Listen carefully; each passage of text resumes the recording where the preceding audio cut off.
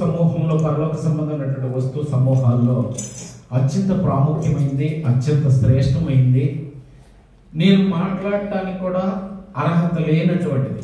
ఎందుకనంటారేమో, ప్రతి వస్తువును ముట్టుకోవచ్చు, ప్రతి వస్తువును చూడవచ్చు, కానీ ప్రత్యక్షపు గుడారంలో ఉన్నటువంటి మందసము, దానిని కరుణాపీఠము అంటారు.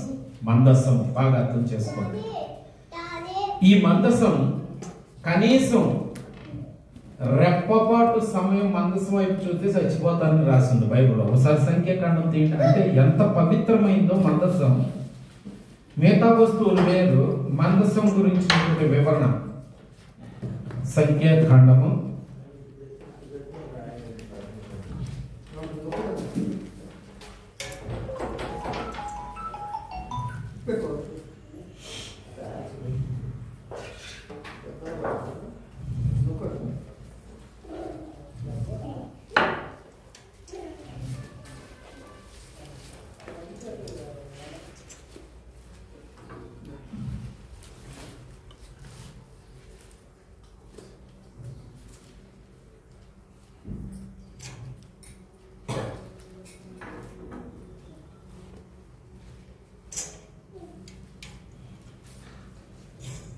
'సంఖ్యాకాండము' నేనేం చెప్పదలుచుకున్నానంటే,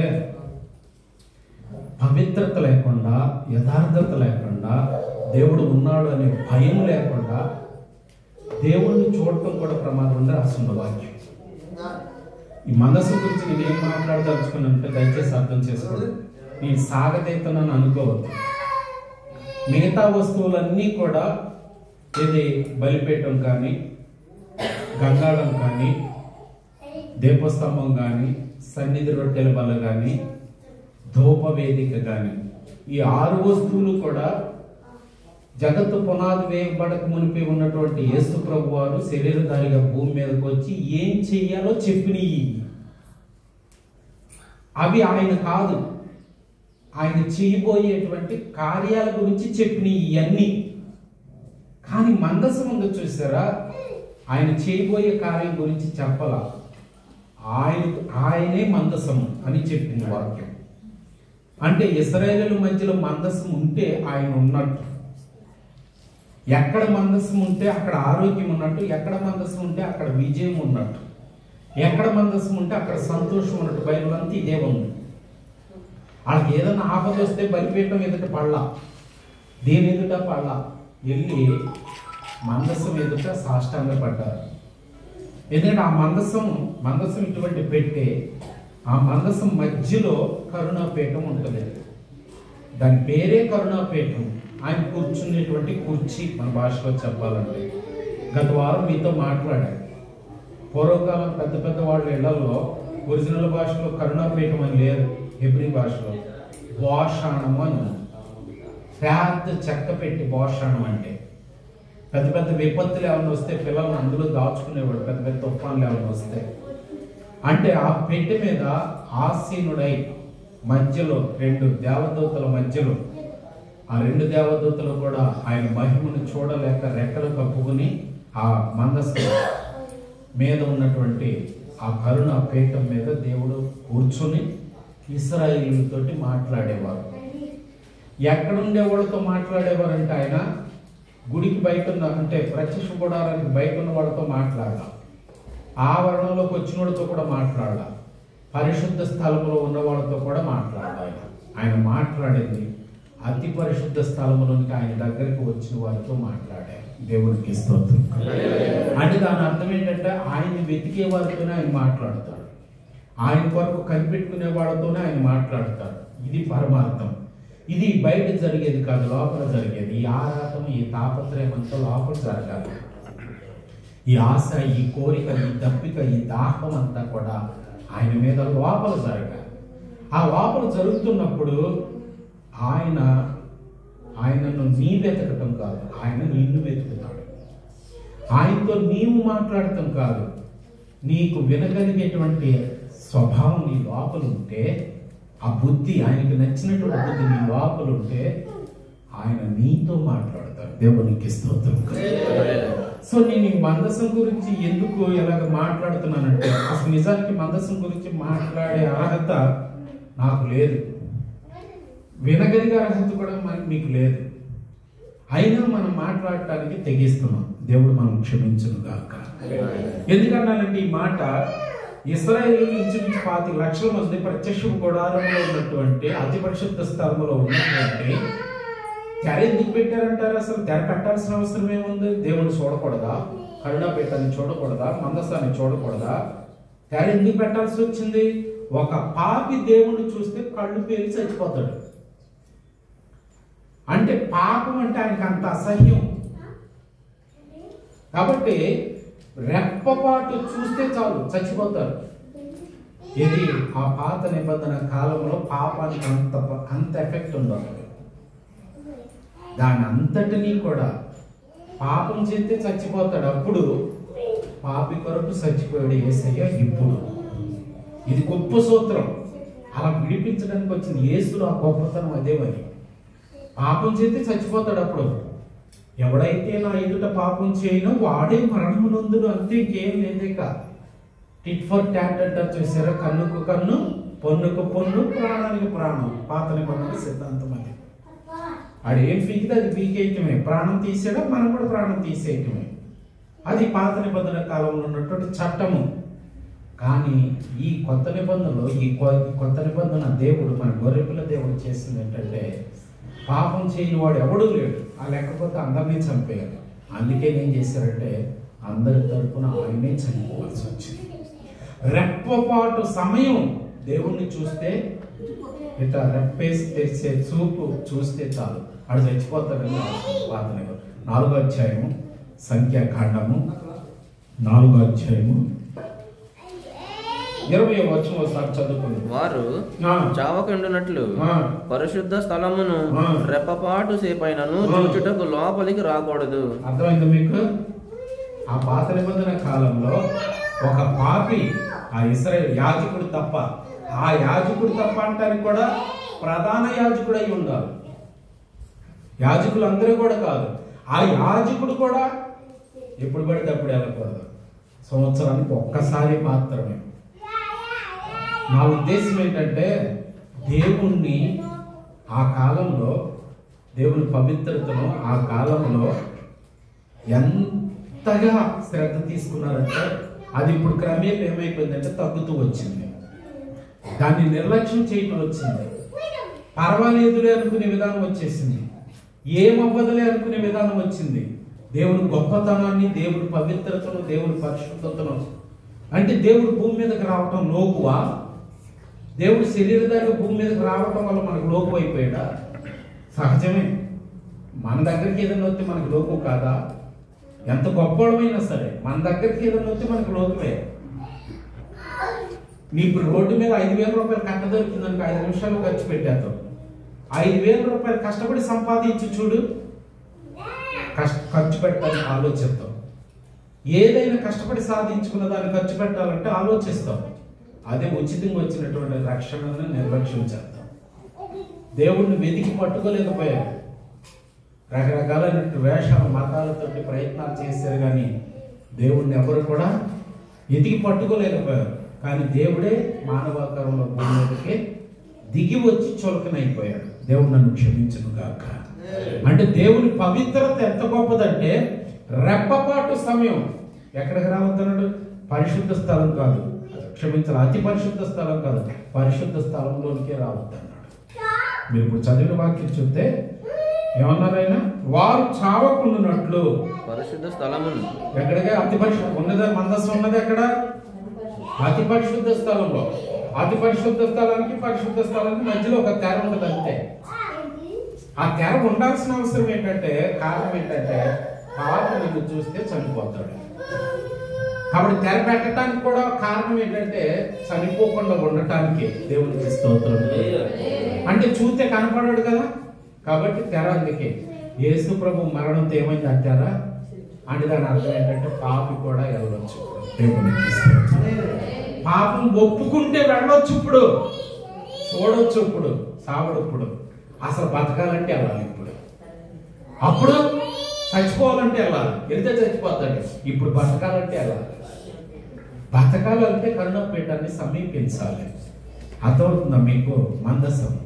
అందుకే ఇశ్రాయేలు మందసాన్ని ఎంతో విలువైంది, ఎంతో గొప్పదిగా ఆ పాత నిబంధన భక్తులందరూ కూడా ఆ మందసం దగ్గరికి వెళ్ళి ఆ కరుణపీఠం దగ్గర సాష్టాంగపడి వాళ్ళకున్న సమస్యలు, శోధనలు, ఇబ్బందులు అన్నీ అక్కడ మొరపెట్టుకునేది, అక్కడే సమాధానాన్ని పొందుకుని వెళ్ళారు. దేవునికి స్తోత్రం. కాబట్టి ఇప్పుడు ఆ మందసం ఎవరంటే యేసు ప్రభువే. ఈ మందసం గురించినటువంటి భావనలు మనం మాట్లాడుకుంటున్నాం.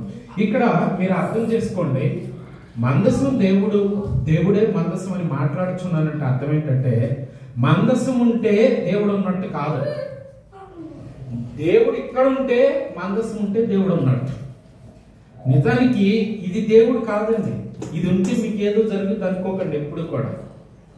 ఇది పవిత్ర గ్రంథమే, కానీ నిజానికి దీనివల్ల మీకు ఏ మేలు జరగదు. ఎప్పుడు అంటారేమో ఇక్కడ దేవుడు లేకుండా.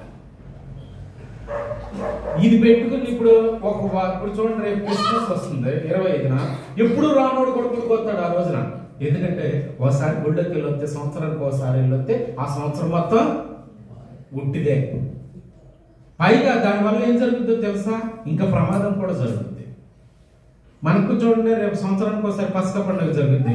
గుళ్ళో ఇప్పుడు కనపడినోడు కూడా ఆ రోజు కనపడతాడు. కారణం ఏంటంటే ఆ ఒక్కరోజు వచ్చి రొట్టె ద్రాక్ష రసం తీసుకుంటే సంవత్సరం మొత్తం బతికేయచ్చు.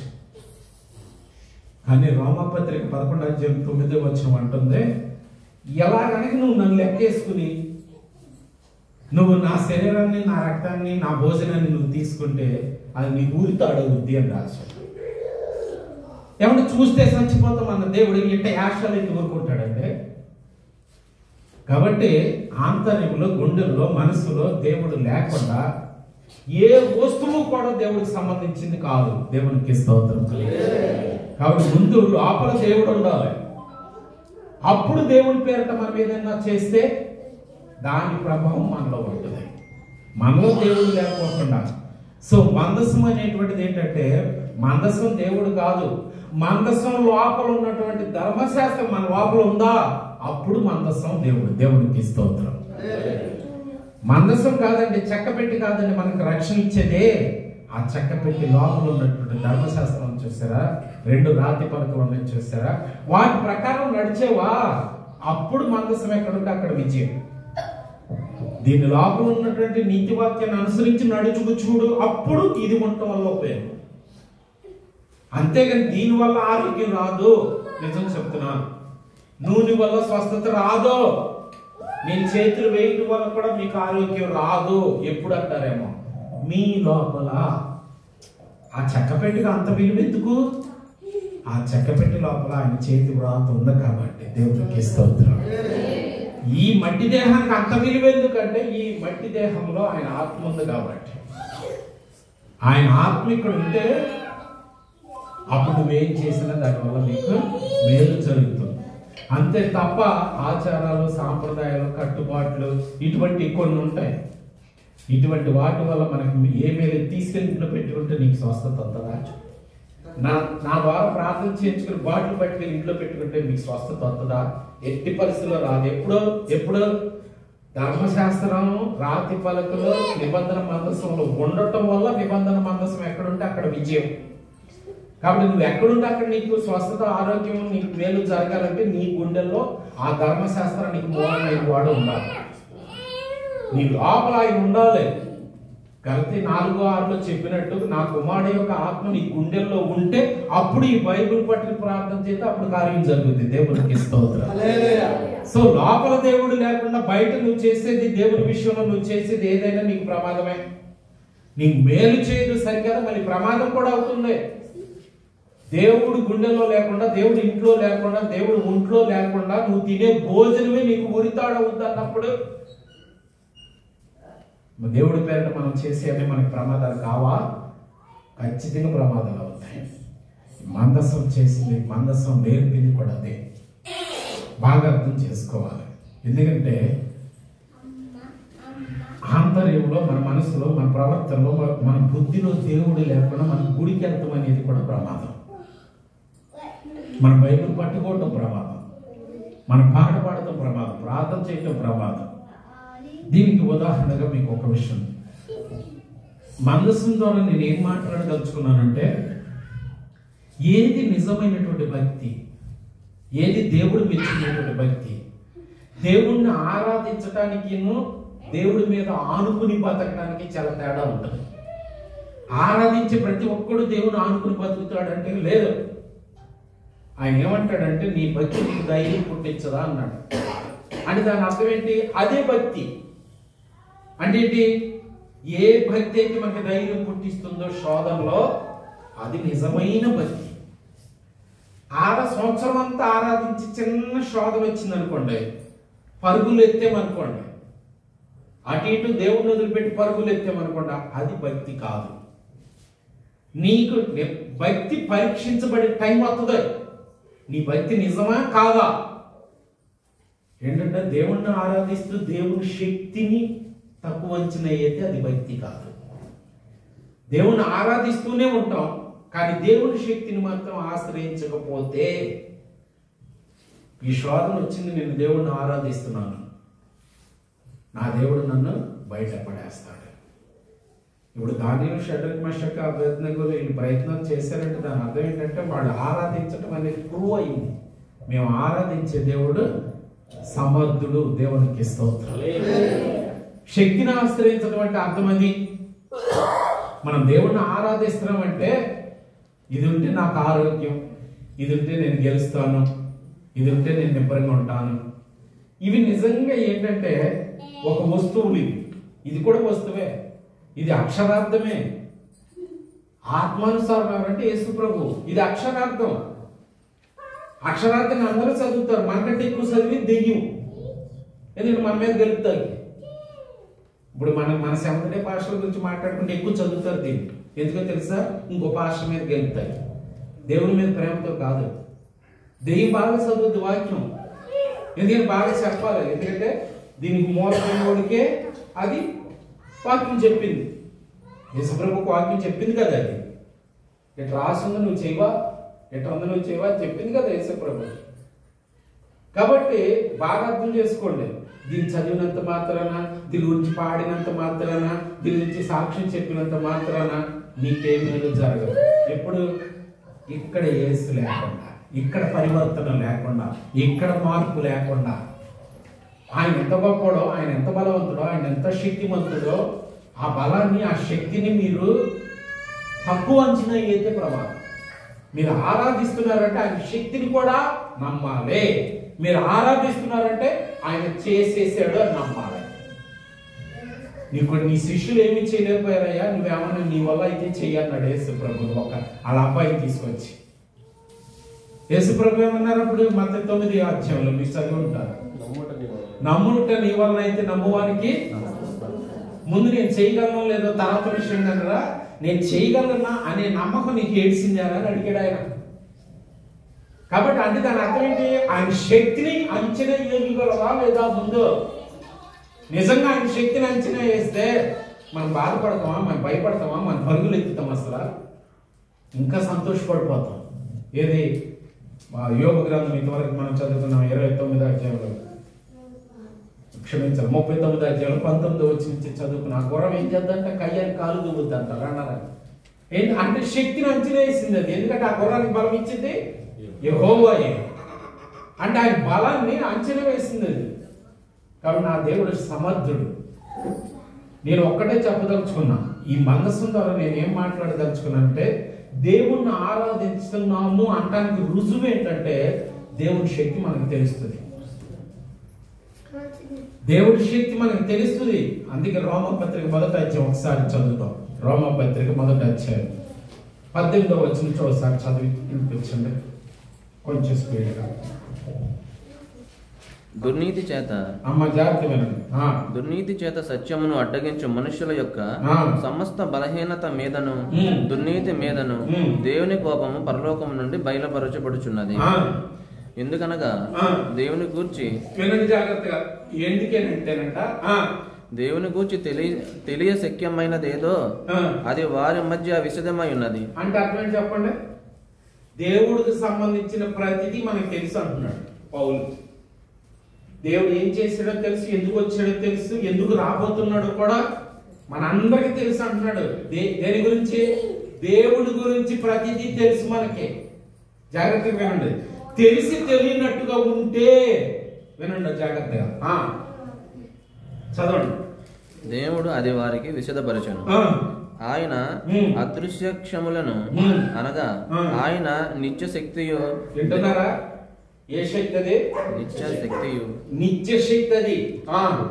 దేవత్వమును జగత్పత్తి మొదలుకొని సృష్టించబడిన వస్తువులను ఆలోచించడం వలన తేటపడుచున్నది గనుక వారు నిరతురులై ఉన్నారు. అంటే దాని అర్థం ఏంటి? ఈ ప్రపంచం అంతా ఇంత క్రమంగా ఎన్నో ఉన్నాయి, భూములు అంటే గ్రహాలు, నక్షత్రాలు ఎన్నో ఉన్నాయి, కానీ ఎక్కడ కూడా మనం ఉండటానికి చోట్లేదు, భూమి మీద మాత్రమే ఉంది. మరి ఇలా చేసినోడు ఎవడో? ఖచ్చితంగా నిత్యశక్తి కలిగిన ఆ దేవుడే కదా. మరి ఈ రుజువు ఉంది కదా నీకు. ఇంకా దేవుడి గురించి అనుమానం ఏంటి నీకు? ఆయన శక్తి గురించి అనుమానం ఏంటి నీకు? ఆయన బలం గురించి అనుమానం ఏంటి నీకు? చదవండి. మరియు వారు దేవుని ఎరిగియు. ఇదే మాట అర్థం చేసుకోండి. వారు దేవుని ఎరిగియు. లేకపోతే నువ్వు బాప్తిసం తీసుకోవు, ఇన్ని ఇబ్బందులు పడవు. మన అయినోళ్ళ మధ్యలో ఇన్ని ఇబ్బందులు పడవు. మన చుట్టాలు, మన రక్త సంబంధం, మన పిల్లల పెళ్లిళ్ళు ఎన్ని ఇబ్బందులు పడుతున్నాం మనం. నువ్వు మతాన్ని తీసుకున్నావు, నీ పిల్లలకి పెళ్లిళ్ళు అవ్వు. నువ్వు మతం తీసుకున్నావు, నీ పిల్లలకి పేర్లు పెట్టావు.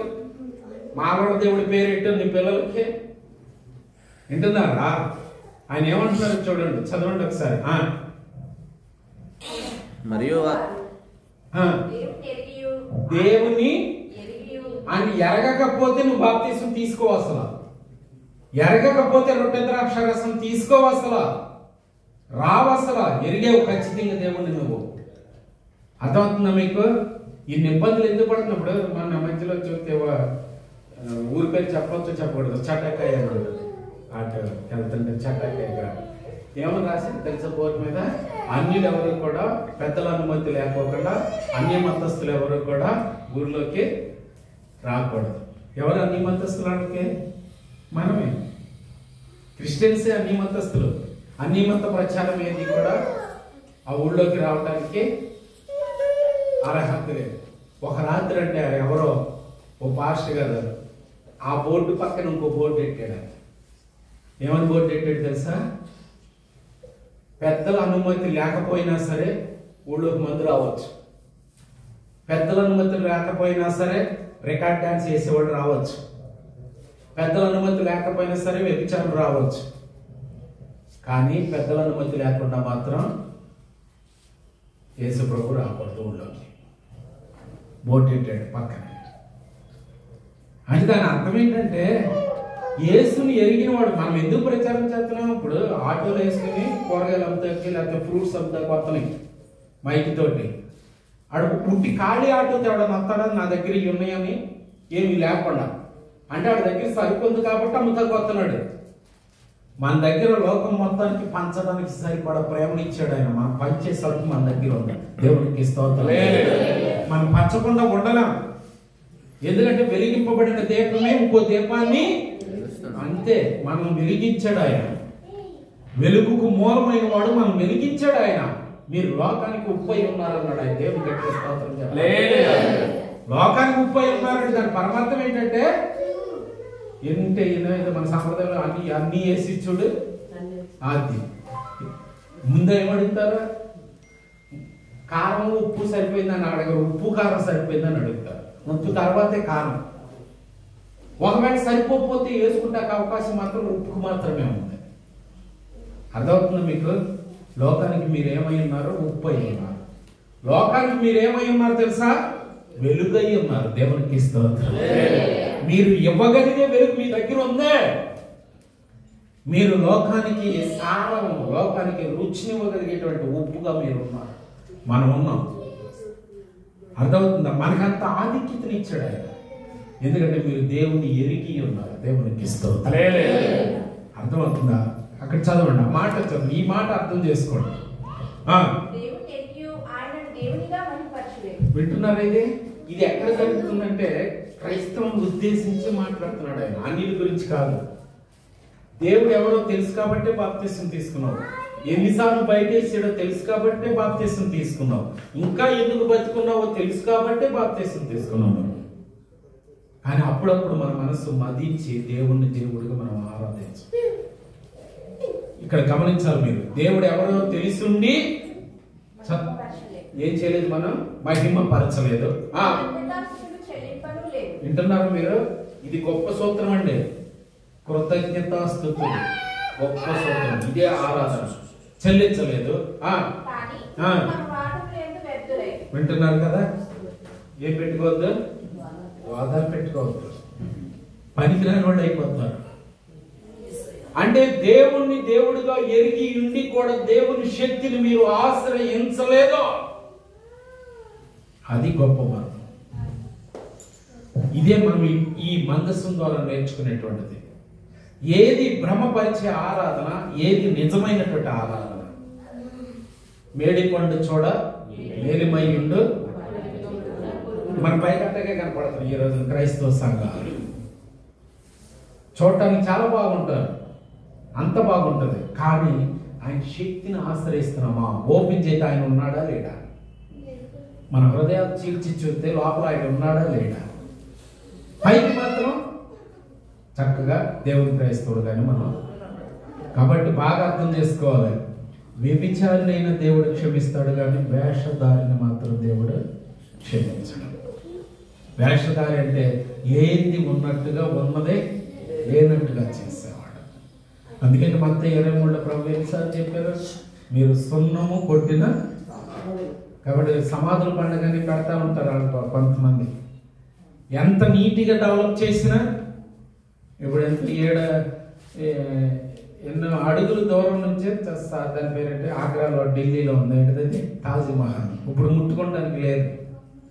ఇదివరకు ఏం చేసేవాడు అంటే ముట్టుకునేవాడు. భగ్న ప్రేమికులు అందరూ వెళ్ళి, సమాధే కదా అది, దాని మీద గోడ మీద రాసేవాడు పేర్లు. ఆ ప్రియుడు ప్రియురాల పేర్లు రాసుకునేవాడు.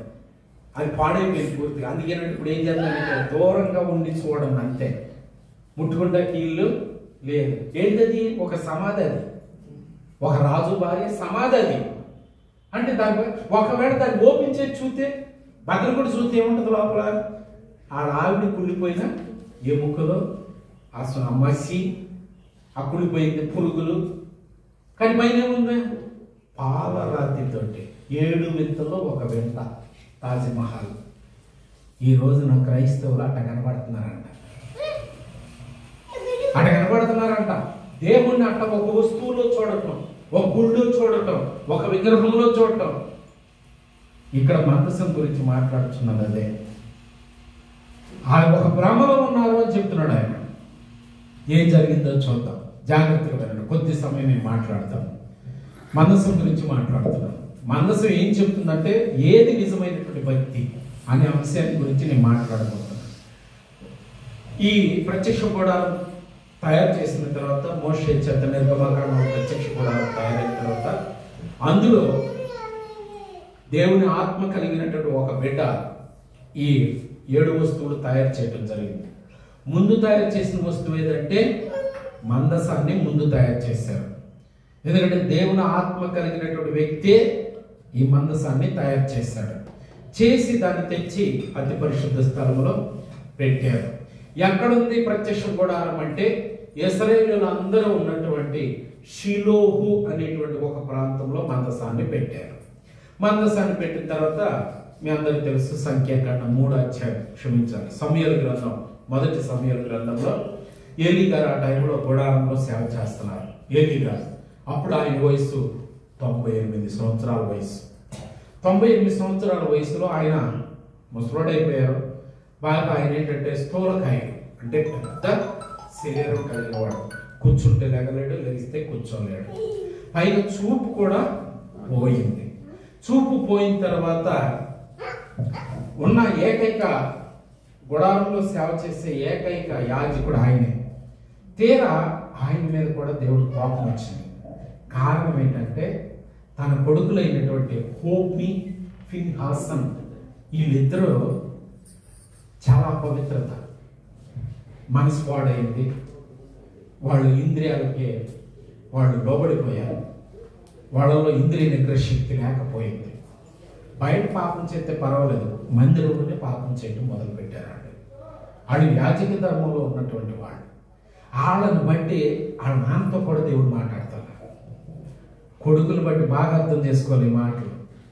నాన్నకు అనారోగ్యం, అమ్మకు అనారోగ్యం ఉందంటే కారణం ఏంటో తెలుసా? బిడ్డలే. వాళ్ళ కొరకు వాళ్ళు ప్రార్థన చెయ్యకపోవటం, ఉదయాన్నే లేవగానే వాళ్ళ కొరకు వాళ్ళు ప్రార్థన చేయకపోవటం. నాన్న అక్కడ ఏది బిడ్డల కొరకు బిడ్డలు సరైన మార్గంలో నడిపించలేదు కాబట్టి ఏలి మీద ఆ తండ్రికి ఈ తండ్రి మీద కోపం వచ్చింది. కోపం వచ్చి మాట్లాడుతూ మానేశాడు. కానీ యాజకత్వం చేస్తున్నాడు. అతి పరిశుద్ధ స్థలంలో సంవత్సరానికి ఒకసారి వెళ్తున్నాడు. అదే గుళ్ళో ఉన్నాడు. 40 సంవత్సరాలు ఉన్నాడు. ఒక రోజు 2 రోజులు కాదు, 40 సంవత్సరాలు ఇశ్రాయేలు తరపున సేవ చేస్తున్నాడు. ఈ లోపల హన్నాను తీసుకొచ్చి మొక్కుకున్నట్టే పెట్టింది. పెట్టిన తర్వాత ఇంచుమించు గుళ్ళో యేసు ప్రభు వారు యెరూషలేము దేవాలయంలో 12 సంవత్సరాల వయసులో ఎలా అయితే ధర్మశాస్త్రం చదువుకుంటున్నాడో అదే వయసులో ఉన్నాడు సమయంలో. 12 సంవత్సరాలు అంటే ఇంకా 10th కూడా కాదు. 10th రావాలంటే 14, 8వ తరగతి 7వ తరగతి చదివేటువంటి వయసు. ఎక్కడ పడుకున్నాడంటే మనోడు బొడ్డోడు అటు పక్క అతి పరిశుద్ధ స్థలము, ఇటు పక్క ఏమో పరిశుద్ధ స్థలం, మధ్యలోనేమో తెర పక్కనే పడుతున్నాడు. మీరు ఈ విషయాలు చదవాలంటే సమూయేలు గ్రంథం 1 సమూయేలు 3వ అధ్యాయంలో ఈ విషయాలన్నీ ఉన్నాయి. పడుకుంటే చాలా కాలం తర్వాత దేవుడికి సంతోషం వచ్చిందంట. దేవుడికి స్తోత్రం. ఎందుకు సంతోషం వచ్చిందని రాసిందో తెలుసా? నా మాట వినగలిగి ఒక బిడ్డ నాకు దొరికాడని. నేను మాట్లాడటానికి అర్హత కలిగి ఒక బిడ్డ నాకు దొరికాడు. అనుమానము లేని విశ్వాసంతో నా కొరకు ఎదురు చూసే బిడ్డ ఒకడు నాకు దొరికాడు అని సమూయేలు అనిపించాడు. పరిగెత్తుకుని ఏలి దగ్గరికి పరిగెత్తు. నన్ను పిలిచారా నాన్నగారు అని అడిగాడు. నేను పిల్లలు ఇది కొడుకు అన్నాడు. పెద్ద వయసు కదా, చూపు కూడా కనపడదుగా, సహజం విసుగుతో ఉంటారు కదా. వయసు అయిపోయిన తర్వాత మరలా 2వసారి, మరలా 3వసారి. మొదటిసారి సమూయేలు అన్నాడు, 2వసారి సమూయేలు అన్నాడు, 3వసారి 2 సార్లు పిలిచాడు దేవుడు. బాగా అర్థం చేసుకోండి. అబ్రహాముని అక్కడి నుంచి పిలిచేటప్పుడు, హారాన్ నుంచి తన సొంత దేశం నుంచి పిలిచేటప్పుడు కూడా మొదటిసారి పిలితే రాలా. నిజంగా 2వసారి 2 సార్లు పిలుతాడు. అబ్రామా అబ్రామా. అది ఎప్పుడో తెలుసా? కొడుకు మీద కట్టెత్తినప్పుడు 2 సార్లు. సేమ్ ఇక్కడ కూడా మొదటిసారి ఆ సమూయేలు అని 2 సార్లు పిలిచాడు. 3వసారి ఏమి పిలుతాడంటే వెంటనే పిలిచేస్తాడు. సమూయేలు అని 2 సార్లు పిలుతాడు. మోషే అని 2 సార్లు పిలుతాడు. అని దాని అర్థం ఏంటంటే మనం ఆయనకి ఇష్టమైతే కనుక ఆయన మనం వదలడే, పిలుస్తారని ఉంటాడు. వదిలిపెట్టే దేవుడు కాదు ఆయన. ముందు ఇష్టం అవ్వాలి, రాజీ కుదుర్చుకోవాలి, ఆయనతో కాంప్రమైజ్ అయిపోవాలి. ఇష్టమయ్యాడు సమూయేలు. ఎదురు చూస్తున్నాడు. అసలు నా స్వరం వినగలిగేవాడు ఎవడన్నా ఉన్నాడు? 40 సంవత్సరాల నుంచి ఈయన ఉన్నాడు కానీ అంతే. ఎన్ని సంవత్సరాల నుంచి గుళ్ళోకి వచ్చినా సరే స్వరం వినగలిగేటువంటి అర్హత ఉండలేదో పరీక్షించుకోవాలి. నిజంగా మాట్లాడతాడు దేవుడు. దేవుడు నాతో మాట్లాడాడని మనం చెప్పుకోలేము. నువ్వు మాట్లాడుతూ మానేసి మాట్లాడతాడు. ఇది గొప్ప లోతైన మాట. నువ్వు మాట్లాడుతూ మానేతే మాట్లాడతాడు ఆయన. అంటే దాని అర్థం ఏంటంటే నువ్వు ఆగితే నీతో ఆగే దేవుడు. ఏ ఆగటం గురించి చెప్పానో మీరు ఆలోచించుకోవాలి. ఏ మాట్లాడటం ఆగిపోవాలో అప్పుడు ఆయన మాట్లాడటం మొదలవుతుంది. మనలో కొన్ని మాట్లాడటం ఆగాలి. మనం కొన్ని విషయాల్లో ఆగిపోవాలి. మనం ఎలా పడితే అలా ఉన్నప్పుడు ఆయన మాట్లాడతాడు. ఒకవేళ మాట్లాడినా వినపడతాం. ఎందుకంటే ఆయన మెల్లగా మాట్లాడేది ఎవడు దేవునికి ఇస్తాం. దాని కొరకు కనిపెట్టే వాళ్ళకి అది అర్థమవుతుంది. దేవుడు అంట ఏకాంతంలోనూ ప్రశాంతతలోనూ మనతో ఉంటాడన్న.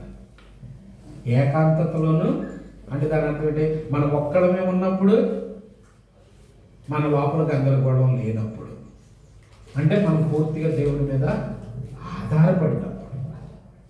ఇక్కడ పిలిచేటప్పటికి పరిగెత్తుకుని వచ్చాడు. అప్పుడు అర్థమైంది మనోడికి. ఎవరికి? ఏలీ గారికి అర్థమైంది, పిలిచేది నేను కాదు. అక్కడ రాసి ఉంది, చాలా సంవత్సరాల తర్వాత దేవుడి స్వరం వినపడింది. కరువు అయిపోయింది దేవుడి స్వరం ఎందుకంటే వినేవాడు ఎవడు లేడు. అప్పుడు సంతోషపడిపోయి ఇది ఎలా చెప్పుకొని చెప్పాడు, నీ దాసుడు ఆలకించుచున్నాడు, సెలవివ్వు ప్రభు అని చెప్పరా అన్నాడు. కానీ అక్కడ ఏం అసూయి ఫీల్ అవ్వాలి మనవాడు. ఈ 40 సంవత్సరాల ఇండస్ట్రీ నాది, నేను కాకమంది వచ్చాడు, నాతో మాట్లాడతలేదు, ఆయనతో మాట్లాడుతున్నాడు. కాబట్టి సీనియారిటీ కాదు, సిన్సియారిటీ ముఖ్యం. బాగా ఎక్కడైనా సరే. అందుకే కీర్తన గ్రంథం 8వ కీర్తన ఒకసారి చూడాలి. 2వ చరణం, కీర్తన 8 2వ చరణం ఒకసారి చదివి చూడండి. అమ్మా జాగ్రత్తగా వినండి.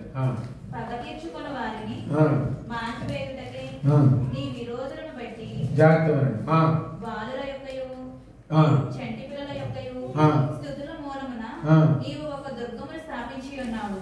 ఎవరు మూలంగా ఎవరు ప్రార్థన చేస్తే దుర్గంగానే చుట్టూరు ఎవరు చేసే ప్రార్థన అంట పెద్దోడు చేసేది కాదంట. ఎందుకంటే పెద్దోడికి అనుమానం, నా ప్రార్థన దేవుడు వింటాడా లేదా. బొడ్డోడికి అనుమానం ఉండదు, దేవుడు లేడు అని అసలు క్వశ్చనే రాదు. సీతాకోచీలుగా ఇంత అల్పమైనటువంటి రెక్కలు వేసుకుని ఎట్టే గుర్తున్నావే అని అడిగాడు అంట అక్కడ. అదందంట, అసలు నువ్వు ఎగరలేవు అని నాకెవడో చెప్పలేదు అన్నమాట. అసలు నువ్వు ఎగరలేవు అని నాకెవరో చెప్ప.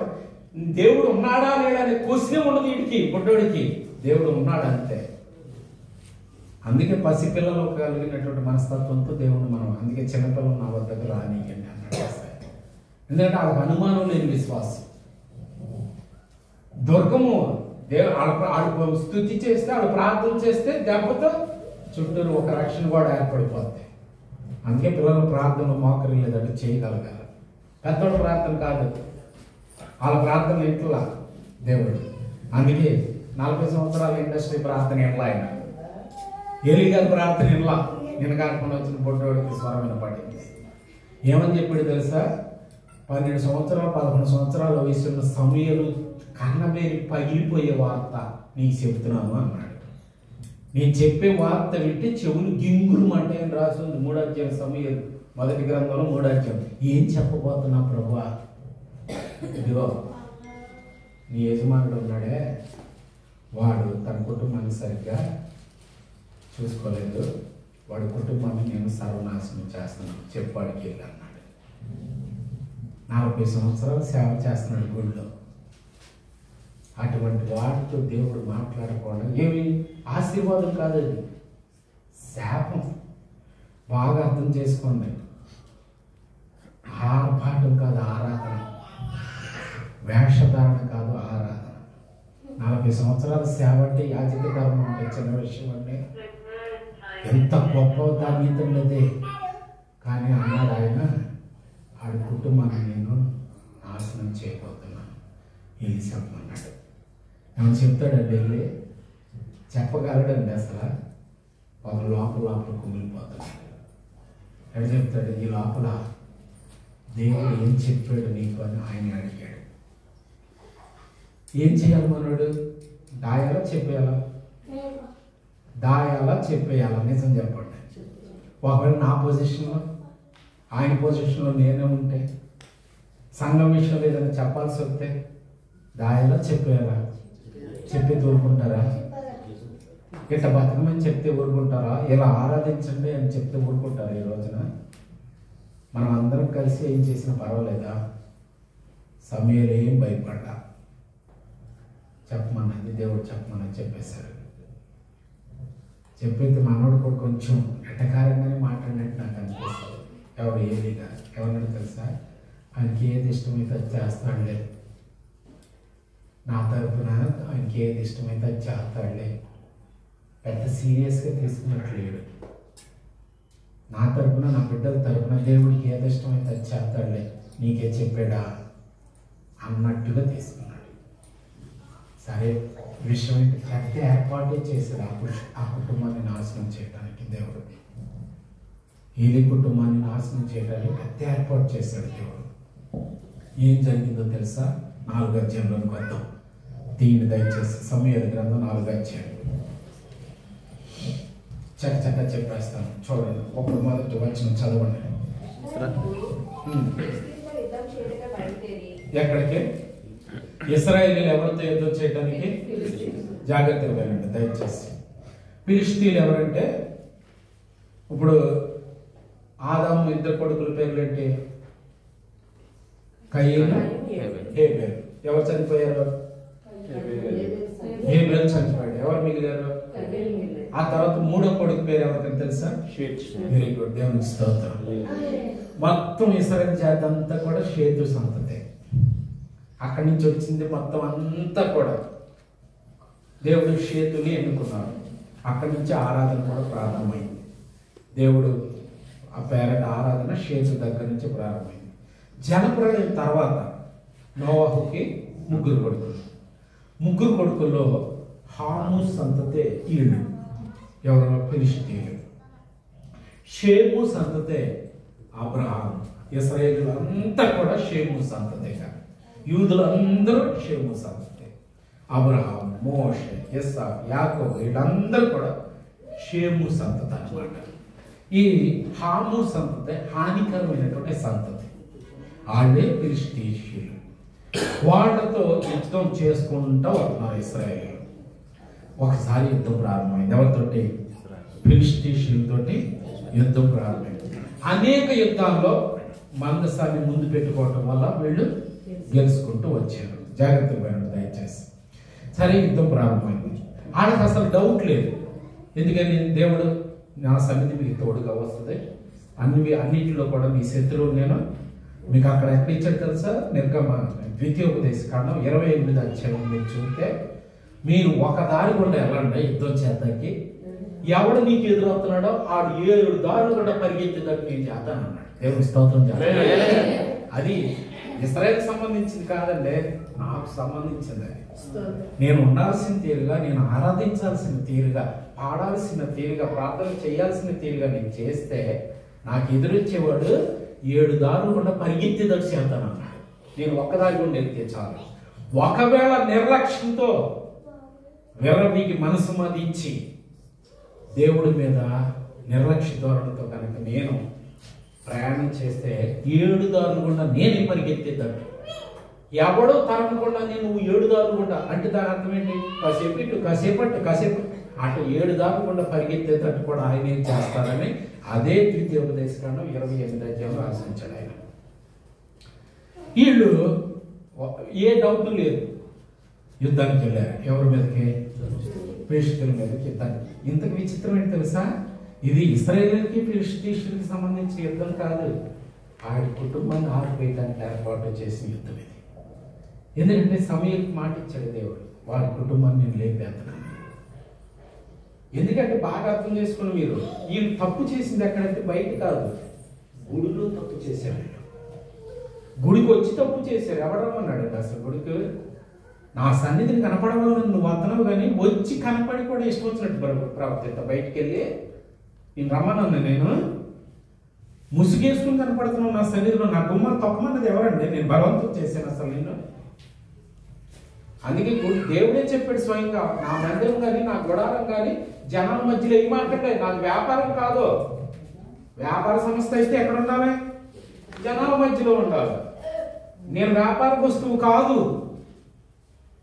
నన్ను వ్యాపార వస్తువుగా మార్చుకుని మీరు జనాల మధ్యలో పెట్టమాకండి. మరి ఎవరొస్తారు ప్రభు నీ దగ్గరికి? జనాల మధ్యలో నన్ను మనస వాచ కర్మణ ఎతికేవాడే నా దగ్గర అన్నాడు. నేను ఎక్కడున్నా వస్తాడు అన్నాడు ఆయన. అందుకే గుడారాన్ని ఎక్కడేమన్నాడంటే ఇశ్రాయేలు మధ్యలో కాదు, గవినికి బయట వెలుపట. అంటే దాని అర్థం ఏంటంటే దేవుణ్ణి వెతికేవాడు దేవుడు ఎక్కడ ఉన్నా పట్టుకుంటాడు. అర్థమవుతుందా? వీళ్ళు ఏం చేశారంటే, మందసం ఉంటే మనం గెలిచిపోతాం అనే దేవుడు మనతో ఉన్నాడు, మనం గెలిచిపోతాం. ఒకటి చెప్పండి, నేను ఎంత ఉన్నా దేవుడు నాతో ఉంటాడా? నేను యాజకుడిని అయితే, నేను పాస్టర్ని అయితే, నాకు బైబిల్ మాటలు వచ్చినంత మాత్రాన, బైబిల్ జ్ఞానం ఉన్నంత మాత్రం దేవుడు నాతో ఉంటాడా? బాగా అర్థం చేసుకోవాలి. రొట్టె ద్రాక్షారసం తీసుకుని బాప్తిస్మం తీసుకుని ప్రతి శనివారం గుడికి వెళ్ళినంత మాత్రం దేవుడు మనతో ఉంటాడా? ఇది భ్రమ, ఇదే భ్రమపరిచాత్మ, ఇదే మేడిపండు నటన. ఇక్కడ ఏం చేశారంటే మీరు గమనించినట్లయితే యుద్ధానికి వెళ్ళారు మనవాళ్ళు. ఎట్ట యుద్ధానికి వెళ్ళారంటే మనకు అసలు ఎదురు ఏమన్నా దేవుడు, ఎందుకంటే అంతకుముందు వారికి యుద్ధాలు దేవుడు వాళ్ళ తరఫున అడక్కోకుండా ఐగుప్తు దేశంలో తొలిసిన సంతతిని అందరినీ హతమార్చి జంతువులను ఐగుప్తులు ఉన్నటువంటి ఐగుప్తులు తొలిచుల సంతతిని అందరి ప్రతి ఇంట్లో శవమేగా. అంత చేసిన దేవుణ్ణి వాళ్ళు ఎలా ఊహించుకున్నారంటే మనం ఎట్టా బతికినా మన దేవుడు మనతోనే ఉంటాడు ఉన్నాడు అనుకుని వెళ్ళారు యుద్ధానికి. ఏం జరిగింది? తెరా యుద్ధానికి వెళ్తే వాళ్ళలో 4,000 మంది చచ్చిపోయారు. ఎవరు చంపేశారు? ఫిలిష్తీయుల్ని చంపేశారు. ఉరుగు పరుగుల మీద పారిపోయి ఇంటికి వచ్చేసారు. ఇంటికి వచ్చేసి పెద్దలందరినీ క్యాకేసుకున్నారు, మీటింగ్ పెట్టుకున్నారు. అరే ఎప్పుడు ఓడిపోలేదు, తేడా ఎక్కడ జరిగింది? దేవుడిని మనం ఎందుకు వదిలేశాడు? దేవుడు మనం ఎందుకు గెలిపించలేదు? ఓహో, మనం షిలోహులో మందసాన్ని పెట్టేసి వచ్చాం, మందసం మన మధ్య లేదు, అందుకే మనం ఓడిపోయాం అని గబగబా ఏం చేశారు తెలుసా? అక్కడ పరిగెత్తారు. ఏమంటే సూతే చచ్చిపోతామని చెప్పాడు కదండి దేవుడు. మరి వీళ్ళు వెళ్ళి మందసాన్ని పట్టుకుంటే, అసలు మందసాన్ని బయటికి తీసుకొస్తే సంవత్సరానికి ఒకసారి యాజకుడే వెళ్ళాలి. వీళ్ళందరూ యాజకులా? వీళ్ళు ఏం చేశారు తెలుసా? అదే టైంకి ఎక్కడ ఉన్నారు తెలుసా? అదే టైంకి కొడుకులు ఇద్దరు ఎక్కడ ఉన్నారు తెలుసా? మందసం దగ్గర ఉన్నారు. ఎందుకంటే సేవ చేసేది కొడుకులే. ఎందుకంటే నాన్నగారికి 98 సంవత్సరాల వయసు, చూపు లేదు, కొంచెం లెగలేకపోతారు, ఏమీ చేయలేని పరిస్థితి, నాన్న ఏమీ చేయలేని పరిస్థితి. కొంత వయసు వచ్చిన తర్వాత చూడండి, నాన్న మాటకి విలువ లేకుండా చేస్తారండి, అమ్మ మాటకి విలువ లేకుండా చేస్తారండి. వయసు అయిపోయింది ముసలోడు అన్నట్టు చూస్తారండి. చాలా ప్రమాదం అండి. ఏలి కొడుకులు ఇద్దరు చేసిన తప్పు అదే ప్రమాదకరమైన తప్పు. ఆయనకి వీళ్ళు ఏం చేస్తున్నారు? ఆయనకి కనపడదు. మరి ఈ తండ్రికి కనపడిపోయిన ఆ తండ్రికి కనపడలేదా? ఆ తండ్రి ఎంత ప్లాన్ వేసాడు చూడండి. ఈ కొడుకుని, ఈ తండ్రిని వీళ్ళిద్దరు మోసం చేస్తుంటే, యారా నా సేవకుడు అనేటువంటి నా బిడ్డను మీరు మోసం చేస్తారని ఆ తండ్రి ప్లాన్ వేసాడు ఈ కొడుకుని లేపెట్టాడు. అసలు ఫిలిష్తీయులతో ఇశ్రాయేలు యుద్ధం చేయించింది ఎందుకో తెలుసా? ఏలి కొడుకులు ఇద్దరిని లేపేయడానికే. ఆ మాట ఎవరికి చెప్పాడు? సమూయేలుకి చెప్పాడు. ఎదరు నీకు తెలీదు, భవిష్యత్తు ఎదరు చాలా గందరగోళంగా ఉందా, నీకే చెప్తున్నాను, చెవుడు కింగ్ అంటే కొంచెం ఓపికతో విన్న మాట అన్నాడు. ఇలా మాట చెప్పాడు, ఎలికి చెప్పాడు. చెప్పినా ఇదే పరిస్థితిలో కొడుకులు ఎందుకు ముసలోడు అయిపోయాడు. ముసలోడు మాట వినరు కదా మనకి. ముసలోడు ఏమన్నా ముసలోడు పెద్ద ఆవిడ, పెద్ద వయసు, పెద్ద ఆయన ఏముందని పక్కనెట్టేస్తారు. చాలా ప్రమాదం అండి, చాలా ప్రమాదం. శరీరానికి ముసలార్కం ఉండొచ్చేమో కానీ ఆత్మకే, మనసుకి, బుద్ధికి ముసలార్కం ఉండదండి. వాడు మనసు బాధపడుతుంది మనం తక్కువ చేసినప్పుడు, చాలా నలిగిపోతారు మనం తక్కువ చేసినప్పుడు. వాళ్ళని బాగా అర్థం చేసుకోవాలి. సరేమని చెప్పి వీళ్ళు ఏం చేశారు తెలుసా? ఫినిహాసుని, కోప్ని ఆ ప్రత్యక్ష గుడాలను సేవ చేస్తూ ఉండగా వీళ్ళిద్దరు కూడా వీళ్ళంతా వెళ్ళి మేము ఇలా ఓడిపోతున్నాం కాబట్టి తీసుకురావచ్చు మందసాన్ని ఎవరు మొయ్యాలో తెలుసా? 12 గోత్రాలు లేవి గోత్రికునే మొయ్యాలి. మందసాన్ని అసలు చూడకూడదు. వీళ్ళు పట్టుకుని తెచ్చారు. పట్టుకుని తెచ్చి మళ్ళీ యుద్ధానికి వెళ్ళారు. పట్టుకుని తెచ్చి యుద్ధానికి రేపు వెళ్తామనంగా వీళ్ళు ఏం చేశారు తెలుసా? అదే 4వ అధ్యాయంలో మీరు చూస్తే చదువుతారు ఒకసారి. యెహోవా మందసము దండులోనికి రాగా ఇశ్రాయేలు అందరూ 5వ వచనమండి. యెహోవా నిబంధన మందసము దండులోనికి రాగా ఇశ్రాయేలు అందరూ భూమి ప్రతిధ్వని నించినంత గొప్ప కేకలు వేసిరి. ఏది ప్రతిధ్వనించేదట్టు? భూమి ప్రతిధ్వనించేదట్టు కేకలు వేశారు. ఎప్పుడు తెలిసాక మందసం అంటే ఏమని చెప్తున్నారు వీళ్ళు? ఎందుకు అంత కేకలు వేస్తున్నారు? అంత ఆర్భాటం ఎందుకు చేస్తున్నారంటే ఎట్టయినా గెలుపుతామని. అది లేకపోవటం వల్ల ఓడిపోయాం. మనం ఉంటే గెలుపుతాం. గెలక ముందే గెలిచిన తర్వాత ఏం చేయాలో చేసేస్తున్నారు వీళ్ళు అని. దాని అర్థమేంటి తెలుసా మీకు? దేవుణ్ణి అడ్డు పెట్టుకుని కేకలైతే సరిపోదు. దేవుని గుడిలో కేకలేదు. ఇప్పుడు ఆరాధించండి, ఒక వాక్యం చెప్తున్నాడు, రికార్డ్ డ్యాన్స్ ఆడేస్తాడు స్టేజ్ మీద. ఒకడు పాట పాడారంటే ఊగిపోతారు, వంటకాలు వచ్చేస్తాయి. వాళ్ళు అదే చేశారంట ఆ కేకల బాబులో. ఈ మాట ఈ అడవుడు అంత ఎవరికి వినపడిందంటే శత్రువుడికి వినపడింది. ఏంటిరా 4,000 మంది చచ్చిపోతే ఏం చేయాలి? వీళ్ళు ఉసూరుమంట ఏడుస్తూ మౌనంగా బాధపడాలి. కానీ లేదు గెలిచినట్టు కేకలేస్తున్నారు ఏంటిరా అని సూచి ఏమైందంటే విషయం అది దాకేలేదు. ఏమని చదవండి ఒకసారి అక్కడ వాక్యం. ఫిలిష్తీయులు ఆ కేకలు విని దండులో ఈ గొప్ప కేకల ధ్వని ఏమని అడిగి యెహోవా మందసము దండులోనికి వచ్చినట్టు తెలుసుకొని జడిసి ఏం చేశారంట? ఎవరు దడిచారు? శత్రువులు దడిచారు, అగ్నిలు దడిచారు. ఈ దేవునికి స్తోత్రం. అర్థమవుతుంది మీకు? దడిసి దేవుడు దండులోనికి వచ్చినని అనుకుని అయ్యో మనకు శ్రమ ఎంతకు మునుపు సంభ్రమింపలేదు. అంటే ఇంత ఆర్భాటం ఎప్పుడు సంబరం? మన భాష అది సంబరం చేసుకుంటున్నారు. ఇంత సంబరం వాళ్ళు ఎప్పుడు చేయలేదురా బాబు. అయ్యయ్యో మహాసూర్యుడు ఈ దేవుని చేతిలో నుండి మనల్ని ఎవరు విడిపింపగలరు? దేవుని స్తోత్రం. దేవుని బలం ఏంటో, దేవుని శక్తి ఏంటో అన్నిటికీ అర్థమైంది. ఎవరైనా మనం విడిపించేది అని వాళ్ళంట భయపడిపోతున్నారు. భయపడిపోయి ఏమన్నారు తెలుసా? ఒరే ఇప్పుడు దాకా ఆడు మనకు దాసులు అనుకున్నావురా, ఇప్పుడు నుంచి మనం వాళ్ళకి దాసులు కాబోతున్నావురా. ఒరే మరీ ప్రమాదరా, ఏదైతే అవుతుంది కానీ అందరి ధైర్యం కూడగట్టి వెళ్ళిపోదావరా. చచ్చిపోతే చచ్చిపోదాం. అసలు యుద్ధం నుంచి పారిపోయి రావటం కంటే చచ్చిపోవటం ఎక్కడైనా సరే.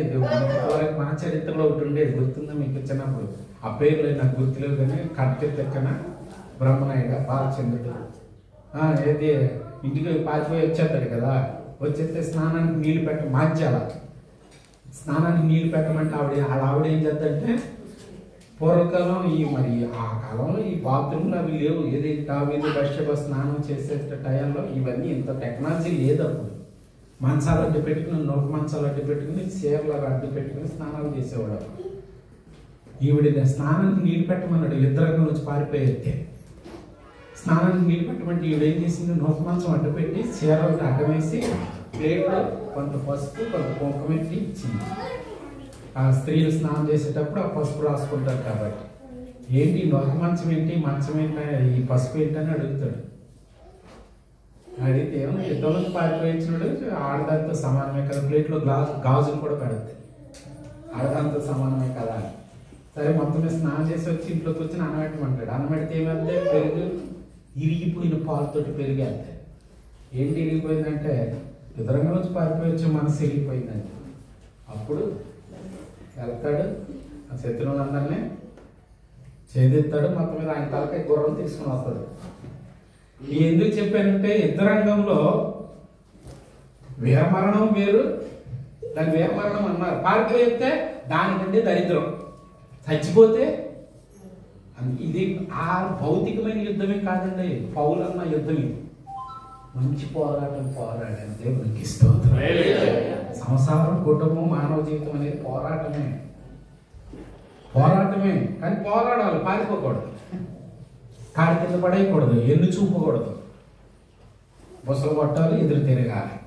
విషయం అది. వీళ్ళు ఏం చేశారంటే చచ్చిపోదాం కానీ మనం మాత్రం పారిపోతాం, మనం వాళ్ళకి దాసులము అవ్వద్దు. యుద్ధం చేశారు. ఎవరితోటి? అసలు ఏమైనా డౌట్ ఉంది? అసలు ఇశ్రాయేలీయులకి ఏం డౌట్ లేదు. ఏదో మనం ఎందుకు ఓడిపోయాం? మనకు అసలు లేదు కాబట్టి ఓడిపోయాం. మనం ఎంతమంది చచ్చిపోయారు? 4,000 మంది చచ్చిపోయారు. ఇప్పుడు మన మధ్యలో మందసం ఉంది, మనమే గెలుపుతాం. గెలవక ముందే పార్టీ చేసేసుకుంటున్నారు, గెలవక ముందే సంబరాలు పెట్టేశారు, తిరణాలు జరిగిపోతున్నాయి. అది చూసి ఆడకు భయం వేసింది. ఓ నాయన ఈడ దేవుడు ఎంత గొప్పడు. గత చరిత్ర మనకు తెలుసు కదా. ఐగుప్తు నుంచి ఎట్ట తెచ్చాడు రా దేవుడు, ఎర్ర సముద్రంలో ఎట్టగా ఆడ కప్పెట్టేశాడు రా బాబు. ఏదైతే చదువుతుంది పారిపోతాం వద్దురా, ఎందుకంటే ఆడు కూడా అందులో లేదు. మరి పారిపోవటం వద్దురా బాబు, చచ్చిపోతే యుద్ధ రంగంలో చచ్చిపోతాం, మనం కాలం వెళ్దాం. ఏం జరిగింది? దేవుడు ప్లేట్ మార్చేశాడు. ఏం జరిగింది? దేవుడు మనసం లేకుండా యుద్ధానికి వెళ్తేనో 4,000 మంది చచ్చిపోయారు, దేవుడితో వెళితేనో 30,000 మంది చచ్చిపోయారు. దేవుడితో వెళితే 30,000 మంది చచ్చిపోయారు. ఏమర్థమైందో తెలుసా? దీంతో వస్తే గెలం ఇక్కడ ఉండాలి, దేవుడు ఇక్కడ ఉండాలి, ప్రవర్తనలో ఉండాలి, మనసులో బుద్ధిలో ప్రవర్తనలో ఉండాలి దేవుడు. దీంతో వస్తే గెలము,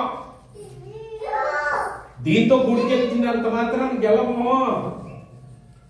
ఉందే, ఇంట్లోనే ఉంది మందసం, వాక్యం ఇంట్లోనే ఉంది, చేతిలోనే ఉంది. చేతికి నోటికి చాలా దూరం అంట ప్రపంచంలో. కొన్ని చేతి దాకా వచ్చి మరి దేవుడు చేతిలో ఉంటే సరిపోడు, ఇంట్లో ఉంటే సరిపోడు, ఒంట్లో ఉన్నా. అర్థమవుతుందా? వెళ్ళేటప్పుడు ఏమైందట? ఎంతమంది చచ్చిపోయారు? 30,000 మంది చచ్చిపోయారు. 30,000 మంది చచ్చిపోయిన తర్వాత ఏం జరిగిందో తెలుసా? యెహోవా మందసము ఫిలిష్తీయుల చేత పట్టబడింది. ఎందుకని వాళ్ళు ఎందుకని మనసాన్ని పెట్టుకున్నారు? గత చరిత్ర అంతా అన్ని యుద్ధాల్లో కూడా వీళ్ళు గెలవడానికి కారణం ఎవరు? మందసమే. మందసం వల్ల వీళ్ళు గెలిచారు. కాబట్టి ఈ దేవుడు మనం పట్టుకుపోతే, ఈ మందసాన్ని మనం పట్టుకుపోతే ఏమంటే దేవుడిని ఎవరైనా పట్టుకుపోతాడండి? పట్టుకుపోతే వెళ్ళిపోయేవాడు దేవుడు అండి. ఒరిజినల్ భాషలో ఏం రాసిందో తెలుసా? అక్కడ మీరు కింద చదివితే ఏమని రాసిందంటే యెహోవా మందసము ఫిలిష్తీయుల చేత పట్టబడెను అని రాసింది. పట్టబడిను అంటే అర్థం ఏంటి? బలవంతాన పట్టేసుకున్నారనేగా. బలవంతాన దేవుడు పట్టేసుకుంటాడు ఎవడన్నా? అసలు బలవంతాన పట్టబడేవాడు దేవుడు అవుతాడా? ఇదేంటి దేవుడు ఎంత పట్టబడతాడు అని హెబ్రీ మీనింగ్ లో చదివితే ఏమని రాసిందంటే ఇశ్రాయేలును వదిలేసి దేవుడు వాళ్ళ వెంట వెళ్ళిపోయాడని రాసింది. ఇశ్రాయేలు వదిలిపెట్టేసి దేవుడికి శత్రువు అయినటువంటి ఫిలిష్తీయులతో వెళ్ళిపోయాడట. ఎందుకు వెళ్ళిపోయాడు? వాడు దేవుడు ఎవరో ఎరిగి ఉండేటప్పుడు దేవుడిని దేవుడిగా ఆరాధించలేదు. తీసుకెళ్ళి ఏం చేశారు తెలుసా? ఆడ గుడి, ఆడ దేవాలయం, దాగోను గుడి. ఏంటిది? దాగ్. హెబ్రీ లాంగ్వేజ్ లో దాగ్ అంటే అర్థం ఏంటంటే ఫిష్ అని అర్థం, చేప. అంటే కింద భాగం అంతానేమో చేప, చేతులు తల మాత్రం మనిషి.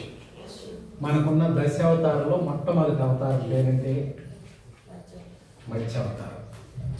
ఎక్కడి నుంచి వచ్చిందంటే మత్స్య అవతారం దాగోను గుడి అవతారం, దాగోను దేవత అవతారం. కింద మొత్తం చేపాకారము, తల చేతులు మాత్రం మత్స్య అవతారం. అదే మత్స్యం అంటే చేప. ఆ గుడి ముందు మందసాన్ని తీసుకెళ్లి పెట్టారు. హెబ్రీ పత్రిక 7వ అధ్యాయం 1వ వచనం మీరు చదివితే అబ్రహాం అనేక యుద్ధాలు చేసి అక్కడ ఉన్న దేవతల్ని, అక్కడ ఉన్న డబ్బుల్ని, అక్కడ ఉన్న వస్తువులు తెచ్చి ఆ అన్నిటిలో, ఆ వస్తువులన్నిటిలో, ఆ డబ్బులన్నిటిలో, ఆ దేశంలో ఉన్న వస్తువులన్నిటిలో తెచ్చి మెల్కీసెదెకుకి 10వ భాగం ఇచ్చేవాడు. అని దాని అర్థం ఏంటి తెలుసా? ఏ దేశంలో ఏ దేవుడు దేవతగా ఉన్నాడో, ఏ దేవత దేవుడిగా ఉన్నాడో ఆయన పడగొట్టి ఆయన తెచ్చి ఏం చేసేవాడు అంటేనంట ఈ దేవుడు ఎదుట పెట్టేవాడు. అంటే అర్థం అంటే ఏ దేవుడు లేడు, ఈ దేవుడు తప్ప, మన దేవుడు తప్ప ఏ దేవుడు లేడు అని అర్థం వచ్చేటట్లుగా అబ్రహాము ఈ దేవుణ్ణి ఘనపరిచాడు.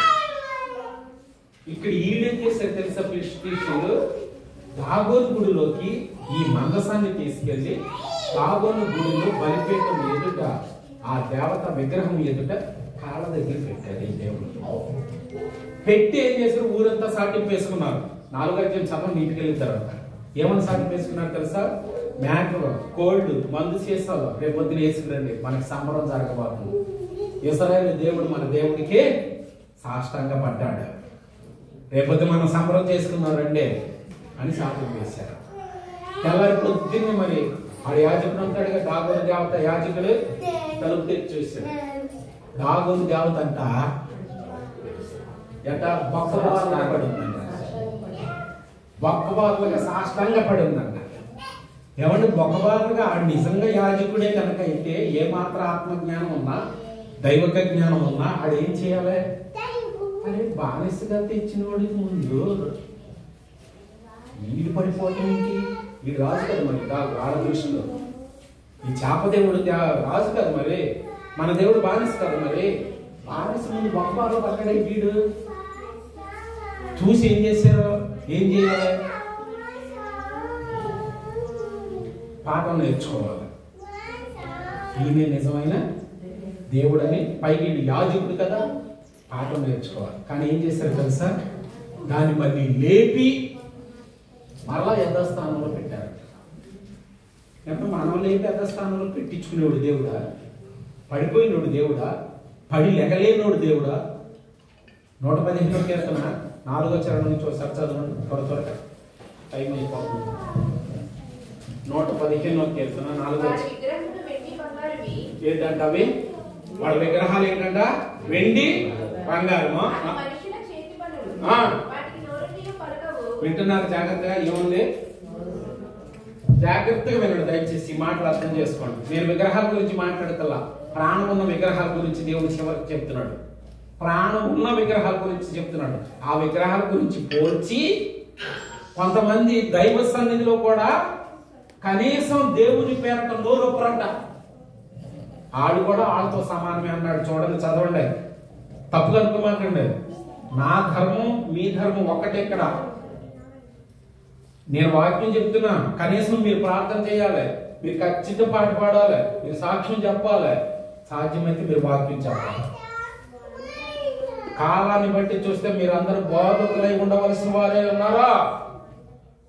బలమైన ఆహారం తినవలసిన వారే ఉన్నారు. మీకన్నా శ్రమలు నాకు లేవా? పేరు దాకా ఉన్నాయి. మరి నేను ఎట్ట నెట్టుకొస్తున్నాను? నా స్థాయికి మీరు ఎదగాలి. ఏ విషయంలో తెలుసా?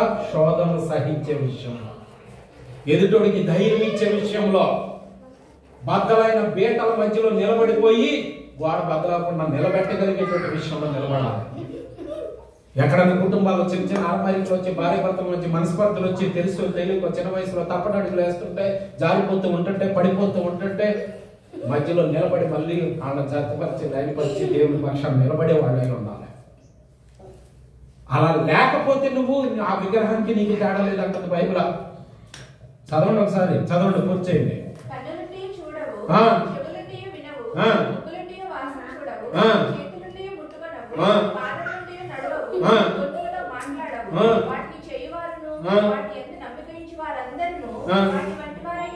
అంటే దాని అర్థం ఏంటి? ఇవన్నీ ఉండి కూడా నువ్వేమి చెయ్యకపోతే, గుడికొచ్చి కూడా నీకు నోరు ఉంది, కళ్ళు ఉన్నాయి, గొత్తు ఉంది, చూపు ఉంది, అన్ని ఉన్నాయి.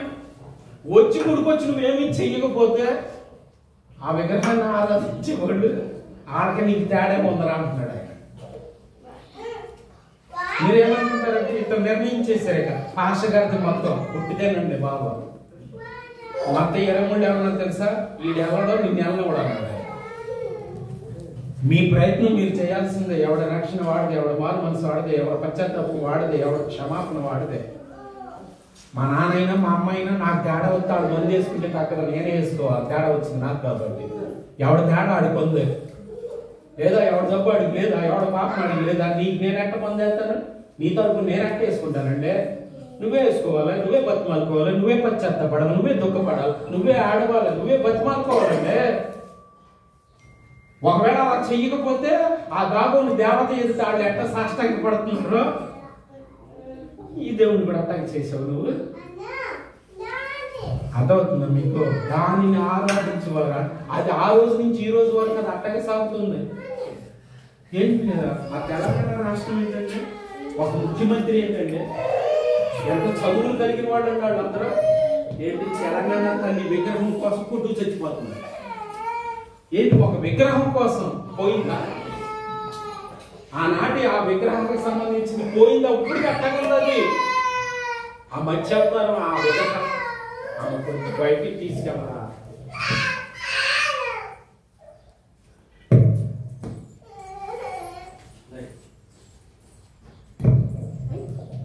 అర్థమైంది కదా? వాటిని చేయవారు అంటే అర్థం ఏంటి? ఏదో కాసేపు ఉపశమనం కోసం గుడిలోకి వచ్చి కూర్చునే నువ్వు దేవుని అట్ట విగ్రహం చేసేసావు. నువ్వు అట్టగే తయారయ్యావు. ఉపశమనం కోసం ఈ దేవుణ్ణి ఆరాధించకూడదు. మర్మం గ్రహించండి మీరు. ఎందుకు ఓడిపోయారు? దేవుడు లేనప్పుడు తక్కువ మంది చచ్చిపోయారు, దేవుడు ఉన్నప్పుడు ఎక్కువ మంది చచ్చిపోయారు. కారణం ఏంటో తెలుసా? వాళ్ళు ఏంటంటే వాళ్ళ నిర్లక్ష్యమే. వాళ్ళు దేవుని ఆరాధిస్తున్నారు కానీ దేవుని శక్తిని ఆశ్రయించినాడు. గుడికి వెళ్తే చాలు అనుకుంటున్నాం మనం, సబ్బాత్ ఆచరిస్తే చాలు అనుకుంటున్నాం మనం, ధర్మశాస్త్రం నోడుతుంటే చాలు అనుకుంటున్నాం మనం. బాగా ప్రమాదం, సరిపోదు, పైకి ఎక్కువ ఓడిపోతాం. ఇటువంటివి చేస్తే ఎక్కువ ఓడిపోతాం. అంటే మందసం మన మధ్యలో ఉండటం కాదండి, మందసంలో ఉన్న ధర్మశాస్త్రం మన గుండెల్లో ఉండటం. మందసం వల్ల కాదండి గెలుపండి, మందసం వల్ల కాదండి, నూనె వల్ల కాదండి, బైబిల్ వల్ల కాదండి. బైబిల్ దేవుడి గుండెల్లో ఉండాలండి, అప్పుడు గెలుపండి. ఓడిపోయారు. వైలో ఎందుకు యాక్ట్ వాళ్ళు ముందు, తర్వాత నిజంగా వాడు పరిస్థితి చూస్తే తీసుకెళ్ళి ఆ పడిపోయి సాష్టాంగ పడిపోయిందంట. తెల్లారిపోతున్న యాజకుడు వచ్చాడు, మళ్ళీ ఏం చేసేది? పాఠం నేర్చుకోవాలి కదా, ఈ దేవుడు గొప్పడని అర్థం అవ్వాలి కాబట్టి మనం తీసుకొచ్చిన దేవుడే గొప్పడు రా బాబో, మన దేవుడు గొప్పడు కాదు అని ఏం చేయాలి? పాఠం నేర్చుకుని ఈ యాజకుడు ఏం చేయాలంటే ఫిలిష్తీయులు అందరికి మీటింగ్ పెట్టి చెప్పాలి. ఆడేం చేశాడు? మళ్ళీ లేపిదాన్ని అంటే దాని అర్థం ఏంటి? దేవుడు ఏదన్నా మన పాఠం నేర్పడానికి అవకాశం ఇచ్చినప్పుడు నేర్చుకోవాలి. మళ్ళీ అదే గోయితులు పడకూడదు, మళ్ళీ అదే తప్పు చేయకూడదు. ఎందుకు ఈ తేడా వచ్చింది? ఎందుకు ఈ సమస్య ఎదురైంది మనకి? ఎక్కడ తప్పు చేసాం మనం అని ఆత్మ పరిశీలన చేసుకోవాలి. లోపలికి చూసుకోవాలి తప్ప బయటికి చూడకూడదు. ఇంకొకటి మీదకి నెట్టేయకూడదు. అమ్మ మీదకో, నాన్న మీదకో, అత్త మీదకో, పెళ్ళం మీదకో నెట్టేయకూడదు. ఆత్మ పరిశీలన, మనం విశ్లేషించుకోవాలి. ఎక్కడ తేడా జరిగింది? వీళ్ళు ఏం చేశారు తెలుసా? అబ్బాయి అట్ట కాదు, మళ్ళీ దాన్ని యథాస్థానంలో మళ్ళీ సాటింపేశాడు. ఇవాళ కాదు సంబరం, రేపు వచ్చిన మళ్ళీ రేపు వచ్చాడు, తలుపు తెరిచాడు. ఏం జరిగిందో తెలుసా? ఏం జరిగింది? నిన్నటి మీద వాడు పెరిగింది. నేను ఒక దెబ్బ కొడితే ఏం లేదు, ఇవాళ 2 దెబ్బలు కొట్టాడు దేవుడు. 2 దెబ్బలు ఏంటి తెలుసా? ఇది తీసేసాడు, దాన్ని ఇది కూడా తీసేసాడు. కాళ్ళు తల తీసేసి దాగోను గుడి గడపలో పడేసాడు. మొండిమేమో బొక్కబారలా మందసం ముందు ఉంది. తలుపు తీయంగానే మనం కళ్ళు చెదిరిపోయింది. కళ్ళు చెదిరిపోయితే కొన్నప్పుడు నేర్చుకోవాలి పాఠం. అప్పుడు ఏమన్నాడు తెలుసా? ఒకసారి చూడండి, పడేసి ఆ మరునాడు వారు ఉదయం లేవగానే దాగోను యెహోవా మందసము ఎదుట నేలను బొరలా పడి ఉండెను. దాగోను యొక్క తలయు 2 కరచేతులను తెగవేయబడి గడప దగ్గర పడి ఉండెను. ఎక్కడ? గడప దగ్గర పడి. తర్వాత విషయం చూడండి. వాని మొండెము మాత్రము వానికి మిగిలి ఉండెను. కాబట్టి దాగోను యాజకులేమి, దాగోను గుడికి వచ్చువారేమి నేటి వరకు ఎవరునూ అశుద్ధులు దాగోను యొక్క గుడి గడపను తొక్కుట లేదు. మీరు మరి మీకు తెలుసలేదు, మా అమ్మ అయితే అసలు తొక్కనిచ్చేది కాదు. ఆ గడప మీద కాలు అయితే ఉరికినది కాదు. ఎందుకేనమ్మంటే అంతేది, ఎందుకంటే నాకు విషయం తెలియదు. అది ఇదే. ఆడు ఏం పాఠం నేర్చుకున్నాడు? మన పవిత్రమైన దేవుడు గడప మీద అడ్డాడు కాబట్టి మనం గడప తప్పొద్దు. అరే ఇదే పాఠం నేర్చుకునేది. గడపకి ఎందుకు పూజలు, ఎందుకు పూజలు, ఎందుకు పసుపు గడప కింద దానికి మాత్రం ఎందుకు రాస్తున్నారు? ఎప్పుడన్నా ఆలోచించారు అసలు? కేవలం దాగోను దేవత గడప లక్ష్మీదేవి ఎట్టయింది? ఆడి యాజకుడు ఏం వాళ్ళందరూ తీర్మానం మీటింగ్ పెట్టుకుని ఏం తీర్మానం చేశారు? అరే మనం తీసుకొచ్చిన దేవుడు బలవంతుడు రా, సృష్టికర్త ఆయన తప్ప మరొకడు కాదురా. ఈ పాఠం కదా నేర్చుకోవాల్సింది. అలా నేర్చుకోవాలి. అందరం కలిసి మన దేవుడు గడప మీద అట్టాడు కాబట్టి కాళ్ళు చేతులు తెగిపోయి ముందు గడప తల మీద పడింది కాబట్టి ఈ రోజు నుంచి మనం ఎవరు గడప తొక్కొద్దు. ఇప్పుడు కూడా అదే సిద్ధాంతం. ఇప్పుడు కూడా గడప లక్ష్మీదేవే. కాలు ఎట్టకూడదు, గడప మీద కూర్చోకూడదు. అదే పాఠం. కాబట్టి మర్మం గ్రహించాలి. మీరు నేర్చుకోవాల్సినటువంటి పాఠం. రాహుల్ వచ్చేటప్పటికి ఆ తర్వాత విషయం ఏమర్థమైందంటే, బాబు ఇది సామాన్యమైనటువంటి ఈ మందసం ఇక్కడ ఉండటం వల్లే ఏం చేయాలి? మందసాన్ని పంపించేయాలి. వాళ్ళు వేసుకున్న ప్లాన్ మనం ఎక్కడి నుంచి తెచ్చామో అక్కడికి పంపించారు. తర్వాత తీసుకెళ్ళారు, వేరే చోటకి తీసుకెళ్ళారు. ఆ తెల్లారి ఏం జరిగింది తెలుసా? ఫిలిష్తీయులు అందరికీ తెల్లారి పొద్దున్నే, ఇది మూడో దెబ్బ ఏంటి తెలుసా?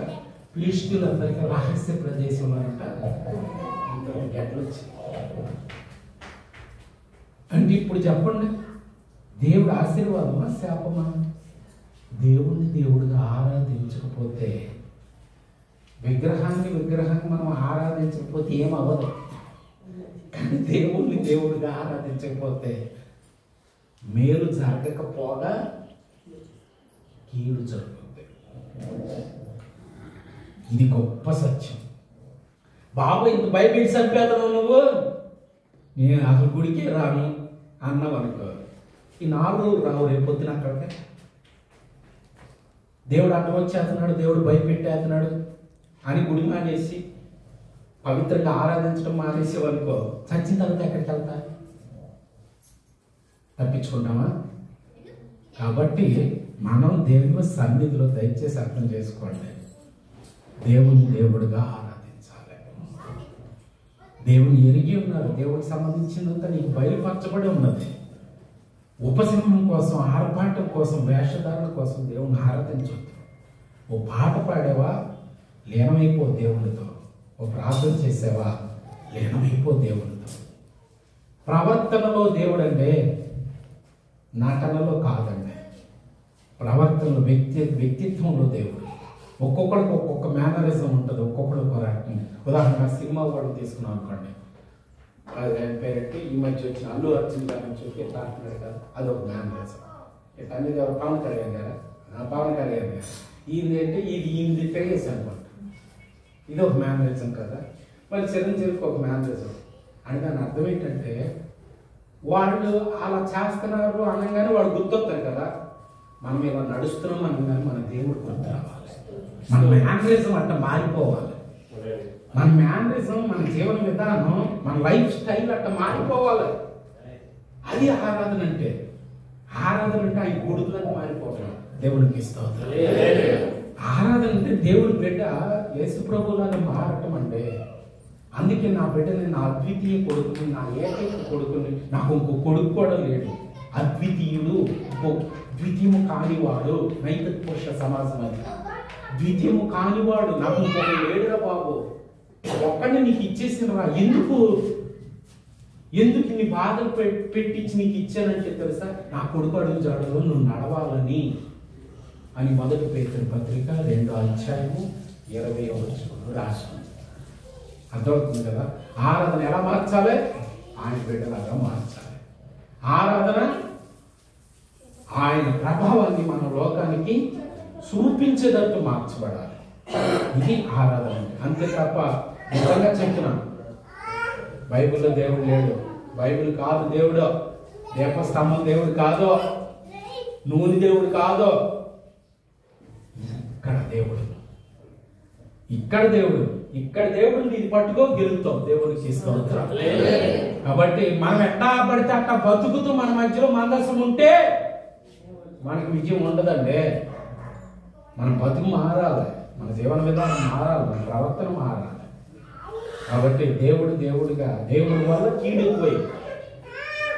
కాబట్టి అర్థం చేసుకుని చక్కగా కుటుంబ జీవితంలో, వ్యక్తిగత జీవితంలో, సంసార జీవితంలో, భార్యాభర్తల దాంపత్య జీవితంలో, తల్లిదండ్రుల జీవితాల్లో దేవుణ్ణి కనపరచండి, దేవుణ్ణి ప్రత్యక్షపరచండి. ఆ రకంగా మనం దేవుణ్ణి ఆరాధించడం వల్ల పరలోక ప్రాప్తి, మోక్షము, ముక్తి మనకు అనుగ్రహించబడతాయి. అట్టి కృప దేవుడు మనకు అనుగ్రహించును గాక. అందరికీ వందనాలు.